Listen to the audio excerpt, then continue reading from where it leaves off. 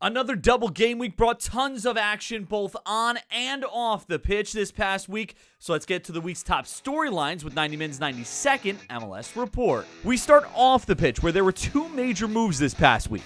On the East Coast, Inter Miami sacked manager Phil Neville after their most recent defeat to the Red Bulls. The loss was the team's 10th defeat in 13 games and left the team with just 15 points over the first 15 games of the season and in dead last in the Eastern Conference. Javier Morales, who's been with the club since 2019, takes over as interim head coach. On the West Coast, Galaxy fans finally got their wish as President Chris Klein has been fired as well.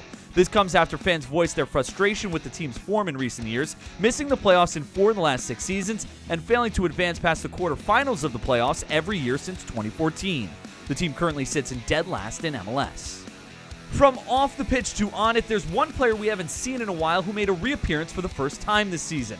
Minnesota's Emmanuel Reynoso came on as a substitute for his first appearance of the 2023 campaign this past weekend. The Argentine midfielder was suspended by MLS back in February after he failed to report for preseason training due to what the club called personal matters, although he only returned to Minnesota early last month. Reynoso came on in the 65th minute and made an immediate impact, firing in a cross that eventually led to the game-tying goal. And finally, we've mentioned St. Louis, LAFC, and Seattle in recent weeks, but the hottest team in the West resides in Kansas City. Sporting KC has been on a tear recently as they finally have all 3 of their DPs on the pitch. Last Wednesday, they earned a 2-1 win over FC Dallas, giving them 13 points in the month of May, which is the most by any team in the Western Conference over that span. Despite the recent form, though, they still sit in 12th in the West.